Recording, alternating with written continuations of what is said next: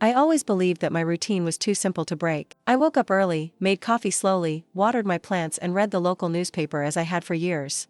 At the age of 68, I no longer expected great surprises in life. I thought the worst was over when I became a widow. That day, nothing looked different. The sun came in through the kitchen window, illuminating the old table where I raised my daughter. I didn't imagine that, in a few minutes, everything I thought was solid would begin to crumble in a silent, cold and cruel way. The phone rang as I washed a cup. The sound echoed through the empty house, in that way that only those who live alone understand. When I saw Clara's name on the display, I felt a mixture of relief and tension. She rarely cared. I answered with an automatic smile, one of those that we give without realizing it. But it only took a few seconds for my whole body to stiffen. Her voice had no affection. There was no good hurry. There was a charge. He had command. And most of all, there was something that made me deeply uncomfortable. She said that I needed to sign some documents urgently. He spoke fast, as if I was unable to keep up. He didn't explain it properly. He only repeated that it was for my good. When I tried to ask what it was about, she sighed loudly, impatiently, as she had when she was a teenager. That hurt more than I expected. Not by tone, but by contempt disguised as concern. For the first time, I felt that my daughter was not speaking to me as a mother, but as someone who needed to be controlled. I asked if I could look at the papers calmly. He said he needed to understand before signing anything. The silence on the other end of the line lasted a few seconds, too long. Then she replied that I was forgetful, that I had always been like this, confused,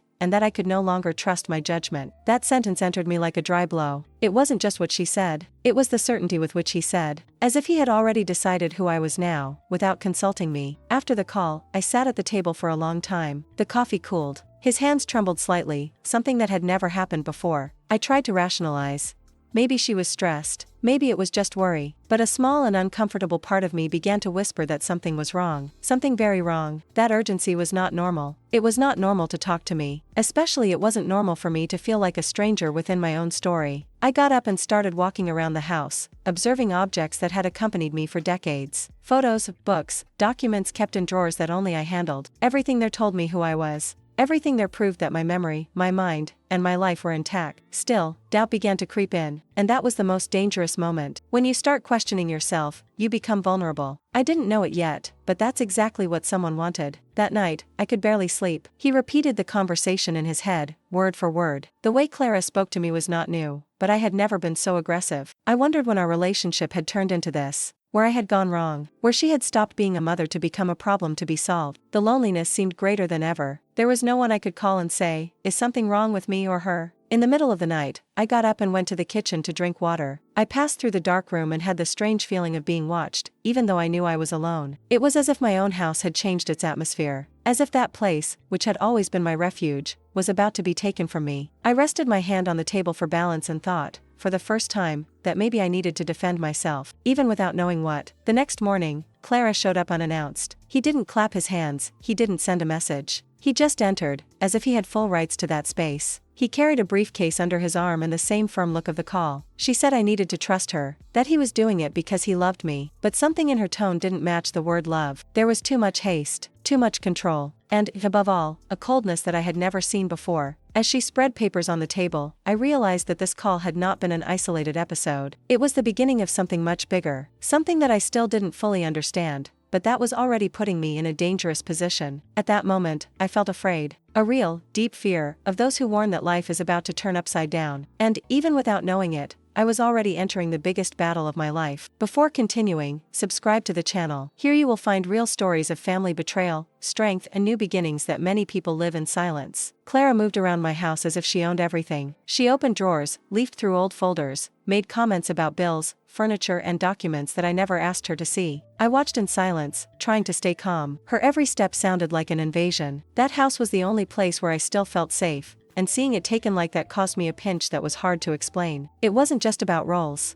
It was about territory, control, and power. She said that I no longer remembered where I kept things, who kept repeating stories, that he forgot appointments. I knew it wasn't true, but hearing that, over and over again, began to destabilize me. There is something profoundly cruel about someone questioning their sanity with such conviction, especially when that person is your own daughter. Her every sentence seemed carefully chosen to diminish me, to make me doubt what I had always taken for granted, who I am. When I tried to react, to ask him to leave, Clara smiled in a strange way. He said I was too nervous. That was exactly the problem. That left me speechless. Any reaction of mine was used against me. If I spoke, it was aggressiveness. If I cried, it was fragility. If I kept silent, it was confusion. For the first time, I understood that I was caught in an emotional trap. A trap where I would always lose, no matter what I did. She commented that she had made an appointment for me, a psychiatrist. He said it was only to evaluate. He spoke like someone who makes an appointment with a dentist. My heart raced.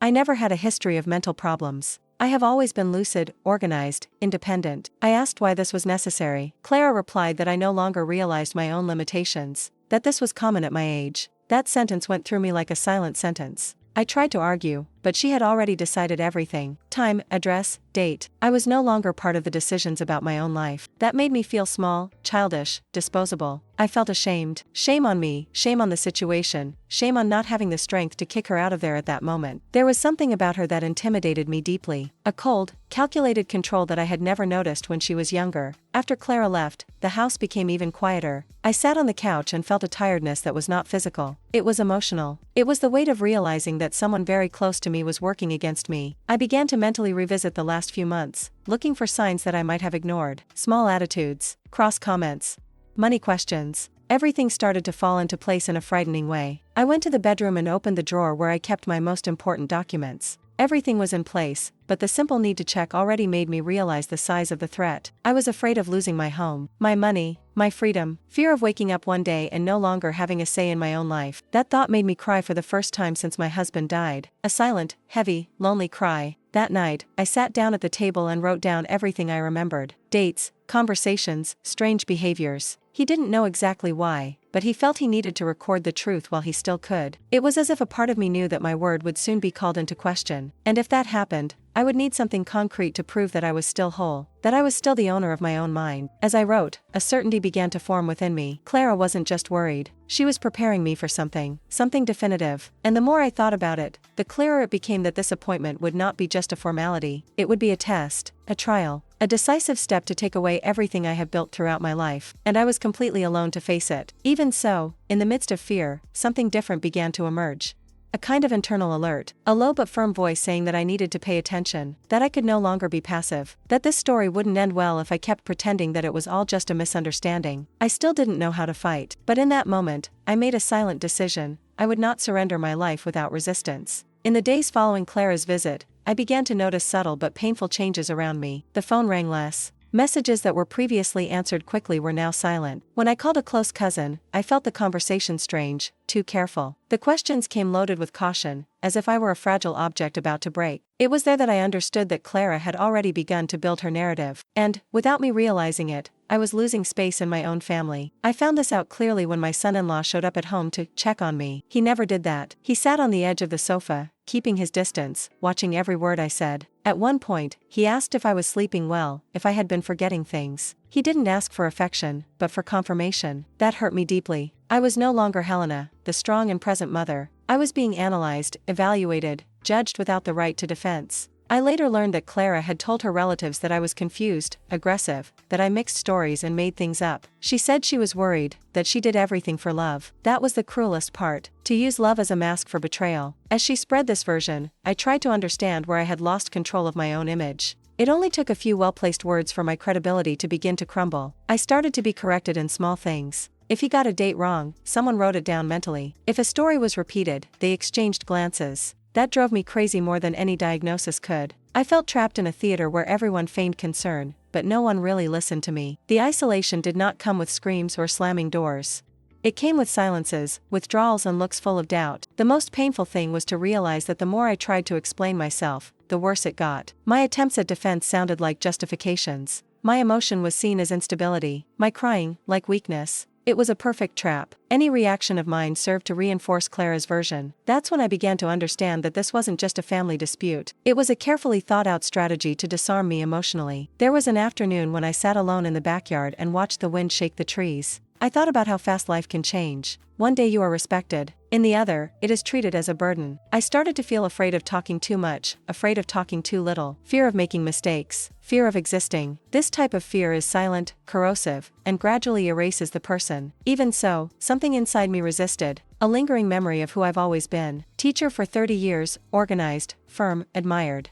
I clung to it like an anchor. He wrote down everything that happened daily, every strange conversation, every change in behavior. Those records began to become my only defense against gaslighting slowly settling into my life. One night, I heard Clara on the phone, talking quietly in the hallway. I couldn't hear everything, but I heard words like report, interdiction, and time. My heart raced. That confirmed my worst fears. It wasn't just about taking care of myself, it was about getting out of the way. And at that moment, I realized that the appointment she had made was not a gesture of care. It was the next step in a much larger plan. I went to bed without being able to sleep. The feeling of betrayal was physical. A constant tightness in my chest, as if something was crushing me inside. The person I generated, created, and protected was now becoming my greatest threat. There was no screaming, there was no visible violence. Just a cold, silent and devastating psychological war. When dawn came, I knew that something irreversible was about to happen. The appointment was approaching. My image was already tarnished. My word, weakened. And even so, I felt that I needed to face it head on, not for pride, but for survival. If I backed down now, I would lose everything, including myself. On the day of the appointment, Clara arrived too early. He said we couldn't be late. He spoke to me as if I were an irresponsible child. During the journey, she kept repeating what I should say, what I should not say. That caused a knot in my stomach. It was as if she was rehearsing a play, and I was just an extra with no lines of my own. The office was cold, impersonal, with 2 bright walls and an uncomfortable silence.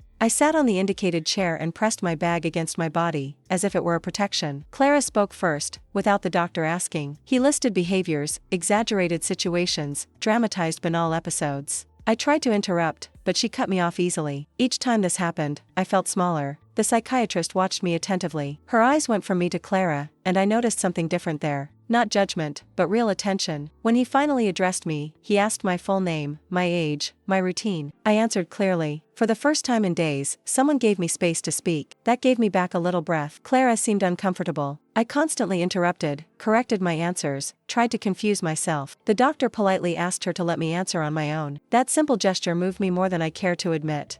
I almost cried right there. Not of sadness, but of relief. Relief for finally being seen as someone capable. He asked objective questions, tested my memory, my logic, my perception of time. I answered confidently. I felt my confidence slowly returning. Meanwhile, Clara was shaking in her chair, crossing her arms, sighing. That posture of hers said more than any words. It was evident that this was not the result she expected. At one point, the doctor asked why Clara felt so much need to speak for me. The silence that followed was heavy. She replied that it was out of love, for fear of losing me. But something in that answer sounded too rehearsed. I saw, for the first time, the expression of distrust on his face. A small detail, almost imperceptible, but that changed everything for me. When the consultation ended, the psychiatrist asked Clara to wait outside for a few minutes.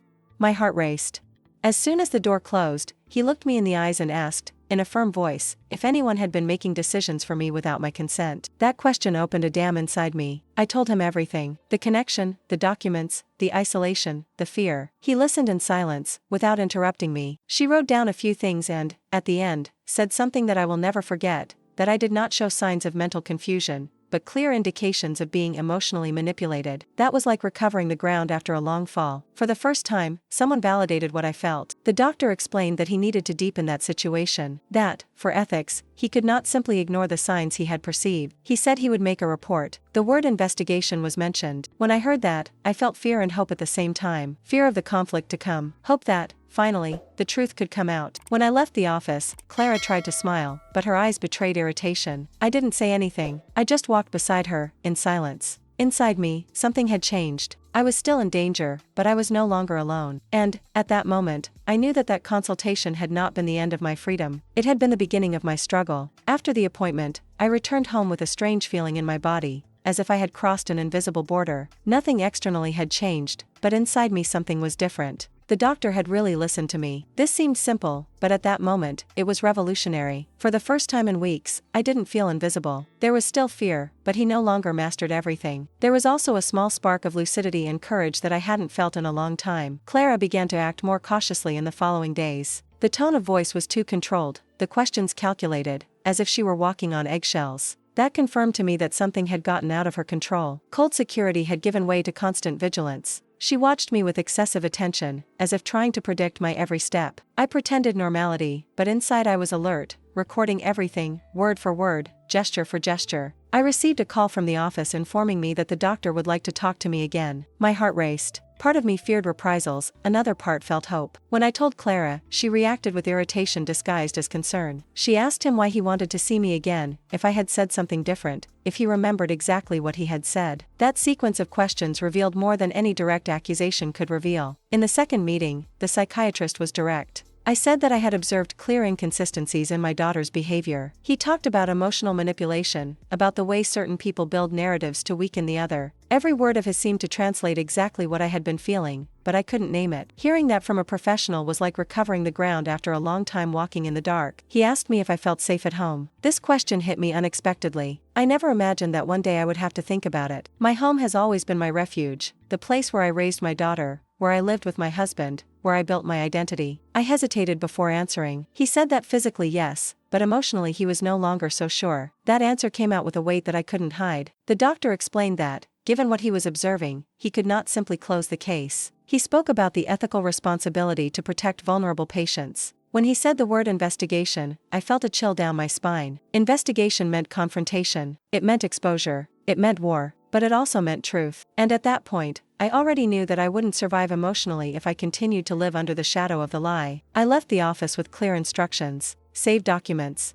log conversations, do not sign anything without guidance. That gave me an unprecedented sense of control. I was still cornered, but now I had a plan. For the first time, I wasn't just reacting, I was starting to act. This inner change was silent, almost imperceptible, but profoundly powerful. At home, I started organizing old papers, bank statements, deeds, things that I had always taken care of myself, but that now took on a new meaning. Each document was a piece of my story and, possibly, the defense of my sanity. As I organized everything, I realized how lucid, conscious, and capable I still was. That realization gave me back my dignity. Clara realized that something was different. He started calling me more often, asking where I was, who I was talking to. I answered neutrally, without confrontation. I learned that strategic silence was more powerful than any discussion. As she tried to regain control, I gained time and clarity. That night, before going to sleep, I looked at myself in the mirror longer than usual. I saw wrinkles, gray hair, marks of time, but I also saw something new: firmness. I was still far from winning, but I was no longer the confused woman she tried to paint.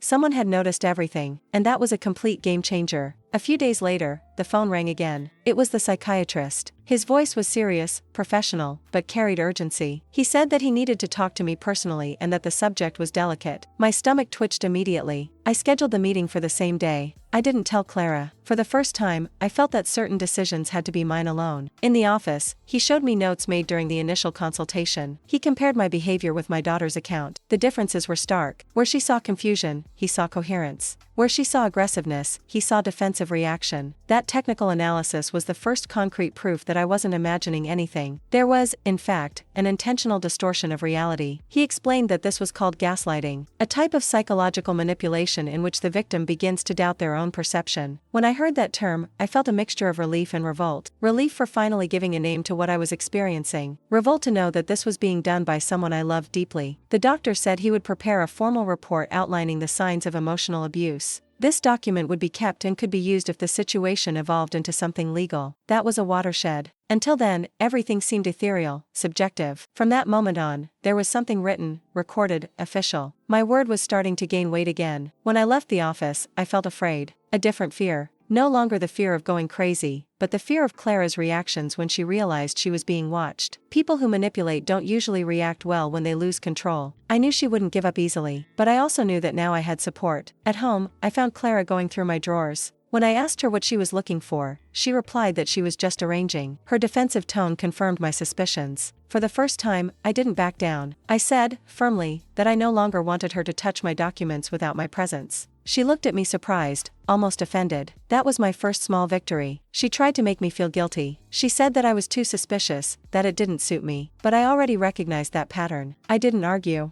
I just repeated my limit. It was difficult, tiring, but liberating. I realized that imposing limits was a form of resistance. A way of saying, without shouting, that I was still in charge of my life. That night, I wrote down in my notebook everything that had happened, every word from the doctor, every reaction of my daughter. I knew that record could be important in the future. More than that, writing helped me organize my mind and maintain clarity. It was my anchor against the constant attempt to make me doubt myself. Lying in bed, I thought about how everything had gotten to that point. The betrayal had not been sudden. It had been built little by little, in small invasions, small lies, small devaluations. Now, these pieces began to appear clearly, and the more I saw, the less room there was for guilt. I was still far from the final confrontation, but at that moment, something essential had changed. I had proof, he had an ally, and, above all, I had regained the certainty of who I was. The woman that Clara was trying to destroy was, little by little, rebuilding herself. And that version of me wouldn't be so easy to overthrow. The word interdiction began to echo in my mind like a constant warning. I tried to go about my routine, but everything seemed contaminated by this invisible threat. Every envelope that arrived in the mail caused me anxiety. Each unknown call made my heart race.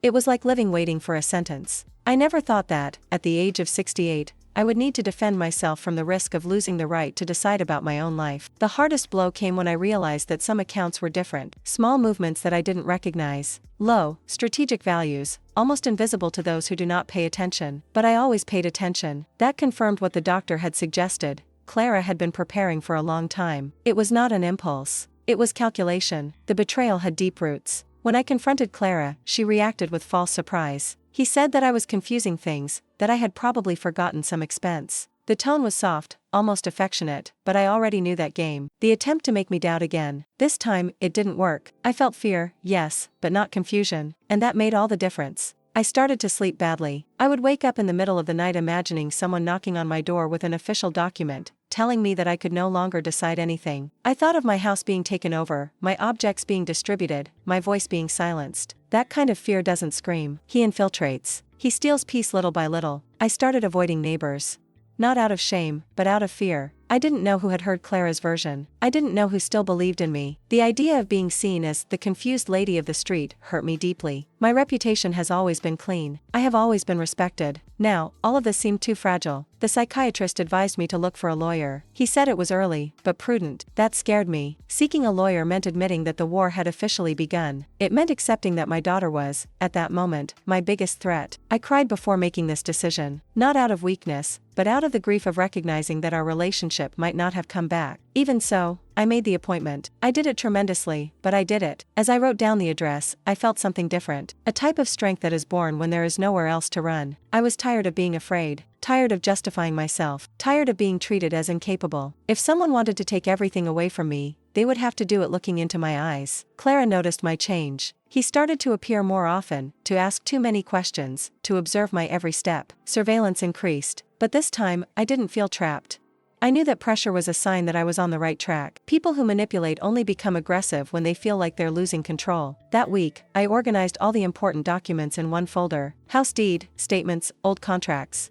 Each roll was proof of my autonomy. As I did so, I realized something essential. I still had control over my life. They could only get it out of me if I allowed it. That night, before going to sleep, I made a silent promise to myself. I wouldn't allow them to erase me. I would not allow them to rewrite my history while I was still alive. If interdiction was the path they chose, then I would be ready to fight. Afraid, yes, but also with courage. The lawyer received me with seriousness and respect, something rare in recent times. He listened to me unhurriedly, asked objective questions, and took detailed notes. For the first time, I felt that my story was being treated as something important, worthy of attention. That strengthened me. It was another sign that I was not exaggerating, nor inventing threats. As he reviewed my documents, he frowned at times. He pointed out old movements, authorizations that I did not remember having given. It was there that the past began to reveal itself more clearly. Clara had been testing limits for years, first with small decisions, then with larger accesses. All gradually, almost imperceptibly, I discovered that some powers of attorney had been signed in moments of emotional fragility, shortly after my husband's death. I trusted her blindly back then. He didn't read carefully. He didn't question it. That hurt more than any recent accusation. The betrayal had begun when I was most vulnerable. The lawyer was direct in saying that there were clear indications of financial abuse and attempted interdiction without medical justification. Hearing that was devastating, not because I didn't know, but because it made everything too real. It was no longer just a family conflict.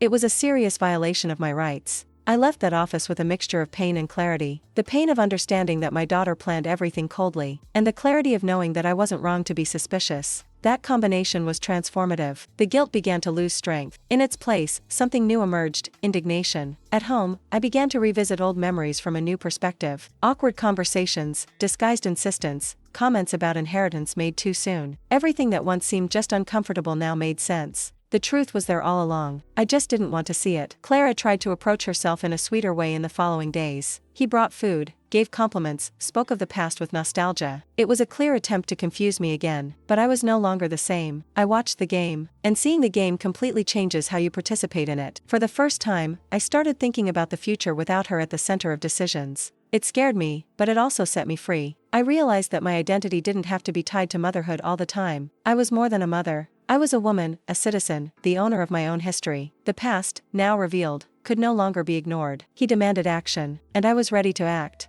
Not impulsively, but strategically. Every step from there would be calculated. I didn't need to win fast. He needed to win right. That night, I closed my eyes with a firm certainty in my chest. The truth had begun to emerge. And once out of shadow, she could no longer be buried. Clara could have started this war, but I was determined to finish it standing. If this story is making sense to you, subscribe to the channel now. Many women go through betrayals within their own family and do not find a voice. Here, these stories are told to the end. I returned to the psychiatrist's office a few days later feeling a different weight on my body. It was no longer just fear, it was responsibility. The feeling that everything I said from that moment on could have real consequences. I walked to the waiting room observing every detail, trying to control my breathing. I knew that conversation could change the course of my life. It was no longer just a medical consultation. It was a quiet decision about who was right and who was lying. When I sat down before him, I realized that the look had changed. It was no longer just clinical. He was attentive, serious, committed. He explained to me that, after reviewing notes, behaviors, and inconsistencies, he could not ignore what he had seen. He said there were clear signs of continued psychological abuse and possible financial exploitation. Hearing that caused a lump in my throat. Part of me wanted to deny it. Another, more lucid part felt relief that finally someone saw the whole truth. He spoke about professional ethics, about the obligation to act when a patient is at risk. I said it wasn't just about me, but about something bigger, a pattern that needed to be broken. At that moment, I realized that he was not by my side out of pity, but out of conviction. That made all the difference. I was not seen as fragile, but as someone wrong. It was then that he mentioned the need to call other professionals. He spoke of lawyers, records, preventive protection. Every word seemed too heavy for someone my age to hear. I never imagined that I would need legal help to defend myself from my own daughter. The pain of this was almost unbearable, but along with the pain came a brutal clarity. If I didn't act now, I would lose everything. He gave me the contact of a lawyer specializing in cases of abuse against the elderly. She said she trusted his work and had seen similar stories end fairly. That sounded like a small light at the end of a very dark tunnel. For the first time, I felt that there was a possible way out of that situation without being emotionally destroyed. I left the office with wobbly legs. I sat in the car and cried. I cried for what was happening, for what I had lost, for the daughter I thought I had. But I also cried for myself, for the woman who was being forced to reinvent herself at a time in her life when she should be at peace. That was not fair. And recognizing this injustice was an important step. That same day, I realized that Clara was more attentive than ever. I called frequently, asked questions disguised as care, tried to control my schedule. It was as if she felt that something was getting out of control. That only reinforced my suspicions. People who act correctly are not afraid of investigation. I started to observe everything more closely. Every message from her, every visit, every comment. Not as a mother, but as someone who needed to protect herself. This change of perspective hurt deeply, but it also strengthened me. I could no longer afford the luxury of naivety. In the evening, I wrote down in my notebook everything I had heard that day, word for word, fear for fear, decision by decision. Writing became my way of keeping my feet on the ground. As I wrote, I reaffirmed to myself that I was still lucid, conscious, and in control of my choices. It was there that I understood something essential. True allies are not those who say what we want to hear, but those who have the courage to act when something is wrong. That psychiatrist, a complete stranger weeks earlier, had become the first person to really defend me, and that changed everything. Entering the lawyer's office was one of the most difficult moments of my life, not because of fear of it, but because of what it symbolized. I was there because I needed to protect myself from my own daughter. I sat before him feeling shame, sadness, and a silent revolt. Still, I told you everything, from beginning to end, without sparing details. For the first time, I spoke without trying to soften the seriousness of the situation. He listened attentively, without interrupting. He asked precise, technical questions that helped me organize the timeline. When he began to analyze documents and statements, I realized the seriousness of the situation. There were patterns. There was intention. None of it was accidental. That realization was a shock. The betrayal wasn't just emotional. It was also financial and planned. The lawyer explained that, from that moment on, everything I did could be used for or against me. My emotional reactions needed to be controlled. My behavior should be impeccable. That outraged me. I was the victim and I still needed to prove balance. But I quickly understood, that was the game. And if I wanted to win, I would need to learn the rules. I started to measure words, gestures, and attitudes. Not by falsehood, but by strategy. I knew that any explosion could reinforce the narrative that Clara was trying to build, so I took a deep breath many times. I swallowed words. I chose silence. It wasn't easy, but it was necessary. I turned my routine into an ally. I wrote down schedules, appointments, walks, payments. Everything organized, everything recorded. That wasn't just organization. It was living proof of my autonomy. Each day well lived was a silent argument against the lie they tried to tell about me. Clara began to lose her patience. Small slips appeared, harsh comments, more direct pressure, veiled threats. I could tell she was feeling cornered, and that, although scary, confirmed that we were on the right track. There were nights when I felt exhausted, tired of pretending normality, tired of always being alert. At times, I thought about giving up, about letting them take everything, just to have peace. But it was enough to imagine my home, my freedom, and my dignity being taken away for this idea to disappear. Over time, I realized something powerful. My age, previously used against me, was my greatest proof of consistency. I had a whole story of lucidity, work, and responsibility. This cannot be erased with a convenient speech. This awareness brought me a strength that I didn't know I still possessed. When the lawyer informed me that Clara had officially started the request for interdiction, I felt a deep cold. But this time, I didn't panic. I already expected this. The game had risen to a new level, and so did I. That night, I sat alone in the living room, in absolute silence.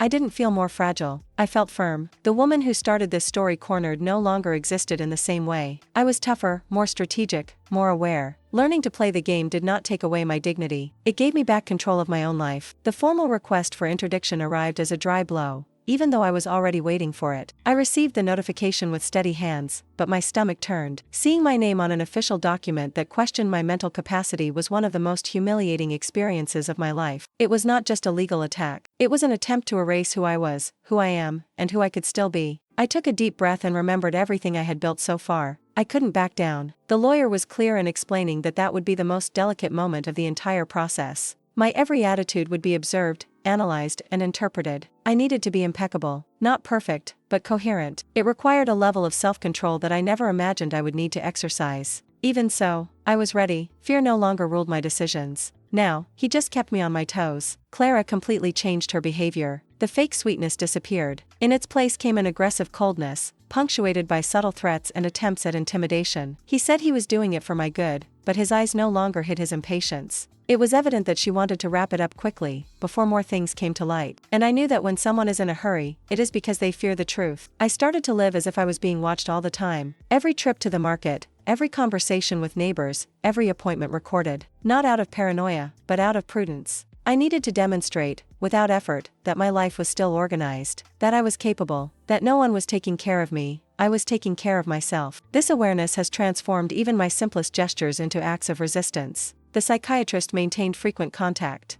It updated reports, recorded behaviors, technically reinforced everything that was already evident. It became a kind of silent shield. Knowing that there was an attentive, ethical, and committed professional gave me the strength to continue. It was no longer just my word against my daughter's. It was a solid set of facts. Meanwhile, the lawyer gathered evidence with surgical patience. Extracts, old records, messages, contradictions. Each document dismantled a piece of the narrative that Clara was trying to sustain. Seeing that puzzle forming was painful, but also liberating. The truth, when it begins to appear, can no longer be pushed back into the shadows. There were times when exhaustion almost overcame me. Days when I missed the simple life I had before. When he thought if all that was worth it. But it was enough to remember what was at stake. My home, my autonomy, my dignity, to find strength where I swore I no longer had. Clara began to make mistakes. Small, but revealing. Contradictions in testimonies, different versions of the same stories, exaggerated reactions when confronted with simple facts. Each slip was noted, recorded, saved. The mask was starting to crack. At that stage, I understood something fundamental. I didn't need to attack. It was enough to sustain the truth. The firmer I remained, the more evident it became who was lying. This realization brought me a new calm. I was no longer fighting in the dark. When the date of the hearing was set, I felt a mixture of tension and relief. The silent game was about to end. The truth would come out of the backstage and step on public ground. And for the first time, I knew I was ready to take on whoever was on the other side. On the day of the hearing, I woke up before the alarm clock. There was no uncontrolled anxiety, just deep concentration. I chose the outfit carefully, not out of vanity, but out of symbolism. I wanted to feel whole, respectable, sure of who I was. I looked in the mirror for a few seconds and recognized that woman. She was afraid, yes, but he had, above all, dignity. As I entered the courtroom, I felt the weight of the environment. Everything there seemed designed to intimidate. Hard seats, restrained voices, attentive looks. I saw Clara on the other side. She avoided staring at me. That said a lot. Those who trust their own version do not escape the gaze of the other. I kept my gaze steady, not for challenge, but for truth. As the hearing began, I again heard distorted versions of my own life. Clara spoke as if she knew me better than I knew myself. He used beautiful words, technical terms, feigned concern. That hurt, but it no longer confused me. I recognized the script, and I knew it was about to fall apart. My lawyer spoke clearly and precisely. He presented documents, reports, records. Each piece of evidence dismantled an argument of the prosecution. The psychiatrist's report was read aloud. Hearing, in front of everyone, that I did not have any mental incapacity was a moment of deep emotional reparation. When it was my turn to speak, I felt a heavy silence form. I took a deep breath and spoke slowly. I didn't attack. I didn't scream. I just told the truth. I talked about the connection, the documents, the isolation, the fear. I spoke as a woman, as a mother, as a citizen. And as I spoke, I felt something powerful. I was taking back my voice. I noticed subtle changes in the environment. Gazes that were once neutral became attentive. The narrative began to crumble in the face of the facts. Clara was agitated, interrupted, contradicted herself. That could no longer be ignored. The difference between those who live the truth and those who sustain a lie has become evident. The judge asked direct questions. Clara was confused. He hesitated, changed versions. Each answer from her dug a little deeper into the hole itself. I, on the other hand, responded with serenity, not because she was calm, but because she was right. When the hearing was closed for deliberation, I felt a deep tiredness, but also a strange lightness. Regardless of the outcome, I knew I had done all I could. I hadn't been silent. I hadn't flinched. I had defended myself. Minutes later, the preliminary decision came. The request for interdiction was suspended. There was not enough base. That phrase echoed inside me as liberation. It was not the end of everything, but it was a decisive victory. The attempt to silence me had failed. As I left the courthouse, I breathed the air of the street as if it were the first time. I knew there would still be consequences, wounds, and losses. But I also knew something fundamental. I had overcome the most critical moment of my life, and from then on, nothing else would be able to reduce me again. The final judgment hearing didn't take long to be scheduled, but the wait was one of the hardest of my life. Not out of fear, but out of constant tension, out of the feeling that life was at stake. I knew that everything I had done up to that moment, every decision, every word, would lead to the decisive moment. The truth would have to be laid out before everyone. It would no longer be a fight in the shadows. It was time to go to the light, to show what Clara had done, and what she was trying to hide. The courtroom was full that day, not because it was a famous case, but because, somehow, the people involved, family, friends, even lawyers, were there to see how it would all end. I saw Clara on the other side of the room, silent, with a harsh expression. She looked straight ahead as if she wanted to appear in control, but her eyes couldn't hide her anxiety. I realized that the lie was about to crumble. The only power she still had was the idea that I wasn't capable of fighting. I was there to show the opposite. The judge asked the parties to come forward, and the room fell silent. Every word, every movement, was being watched. Clara's lawyer began to speak. His arguments were well rehearsed, with a heavy emotional charge, as if he were convincing the court that he was protecting a victim. He talked about my age, about my fragility. But as I spoke, I could only think about everything I had been through, how I had been judged, discredited, and manipulated. It wasn't my fault. It never was. The defense lawyer, in turn, was meticulous. He talked about the documents we had gathered, about the psychiatrist's report that made it clear that I was perfectly capable of deciding for my own life. His every word resounded like a small silent victory. He questioned Clara's motivations, brought to light her contradictions and her actions throughout the process. With each new fact exposed, I felt that Clara's plot began to unravel. The game was changing, and I was watching it all happen with my own eyes. When it was my turn to speak, the court fell silent. I didn't want to sound aggressive, but I also didn't want to let myself be diminished. I took a deep breath and started talking. I recounted every moment I was manipulated, every sign I noticed, every subtle strategy she used to weaken me emotionally. I talked about how I was treated as someone incapable, how I was marginalized and disregarded. But I also spoke of my strength, my will to resist. When I was done, I realized that I wasn't just defending myself. I was declaring that, despite everything, I still had control over my life. Clara had the opportunity to respond,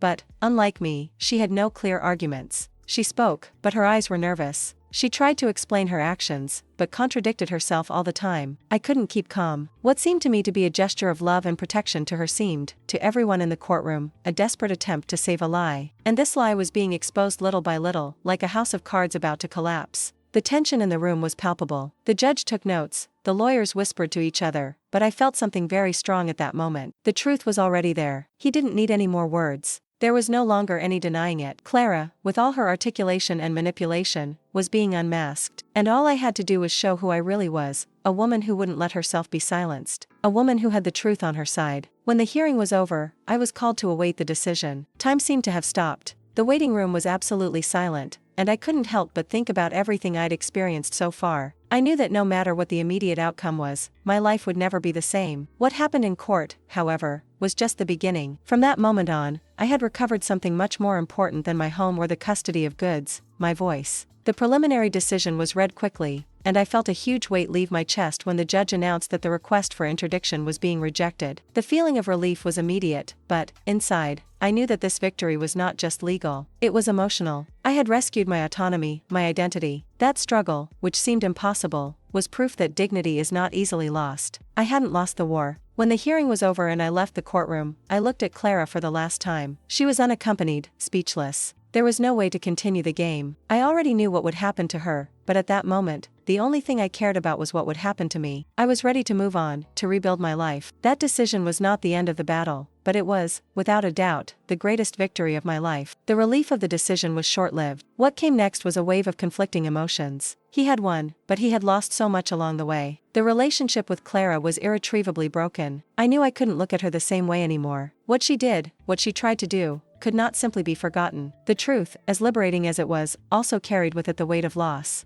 And I was beginning to understand that some losses are permanent. Over time, I realized that legal victory didn't mean that everything would go back to the way it was before. Life at home, which was once mine alone, was now filled with emptiness. I no longer felt safe or tranquil. My home had been invaded by feelings of distrust and pain. The reconstruction of my life would be a long and delicate process. Not only for me, but for everyone around me. Still, something inside me knew that I had done the right thing. When the lawyer gave me the option of trying to reconcile, I hesitated. He spoke of rebuilding the family and a future where peace was restored. But deep down, I knew that peace with Clara would never be possible in the same way. Trust, once broken, cannot be repaired easily, and I was not willing to follow a path where lies still reigned. It took me months to reorganize my life. I started to live in a simpler, more solitary way. It was not a choice, but a necessity. Visits to friends have become less frequent. Trust in people, especially in my family, was shaken. Not because they betrayed me, but because I was taught to be suspicious of the intentions of those who approach. What was once natural, now seemed risky. Sometimes I find myself wondering if I could have done something differently, if it would have been possible to prevent Clara from getting so far. But I soon realized that the real question was not how she got there. It was how I managed to keep myself whole. And while the cost was high, I felt stronger, more aware, more prepared for whatever came next. Family relationships were never the same. What remained between Clara and me was a heavy silence, a separation that could not be resolved with words or gestures. I still loved her, somehow, but this version of her was no longer the daughter I knew. It was someone who had betrayed me, and that was impossible to forget. For months, my home was invaded by this silence, by this strange feeling of not belonging. But, over time, I rebuilt my own foundations. I learned to live again without depending on the validation of those who betrayed me. And when I managed to balance myself again, I realized that my freedom, the one that had been threatened, was the greatest achievement of all. Forgiveness did not come immediately, and it may never come in full. I learned that to forgive is not to forget, nor to pretend that nothing happened. It's just choosing not to allow pain to continue ruling every thought. I still carry scars, but they don't bleed anymore. Today, when I think about everything I have experienced, I feel sadness, yes, but not guilt. It wasn't my fault. It never was. And this awareness gave me back a peace that I thought impossible to recover. Over time, I began to occupy my space in the world in a different way. I walked around the neighborhood again without lowering my head. I resumed small routines that had been stolen by fear. People started to look at me again as they always have, with respect. I didn't need to explain anything. The truth, when it is firm, does not need to be announced. It simply imposes itself. Today, when I look in the mirror, I see someone different from the woman who answered a call thinking it was just another ordinary day. I see someone tougher, more aware, less naive, but also stronger. I didn't go back to who I was before. And this is not a defeat. It is the price of truth. A high, painful price, but it was worth it. Because no one will ever call me crazy again to take away what is mine. After it was all officially over, life didn't go back to normal, and I soon realized that it shouldn't have been. The normal I knew was too fragile, sustained by a trust that was never really protected. The silence that remained at home no longer scared me. He was different now. It was not empty. It was space. Space to breathe, think and exist without fear of being observed or questioned all the time. I started to reorganize my life calmly, like someone who rebuilds something broken with his own hands. I was not in a hurry. Each decision was thought, felt, chosen. I went back to taking care of my finances alone. I regained control of everything that was mine. This autonomy, which once seemed commonplace, has gained an almost sacred value. I knew exactly what it meant to lose her. Some people moved away, others reapproached each other carefully. I accepted both things without resentment. I learned that not everyone knows how to deal with the truth when it is uncomfortable. I didn't need explanations or apologies. My process was internal. I was too busy rebuilding myself to carry hurts that no longer served me. My relationship with Clara became something distant and definitive. There was no complete reconciliation, no dramatic gestures.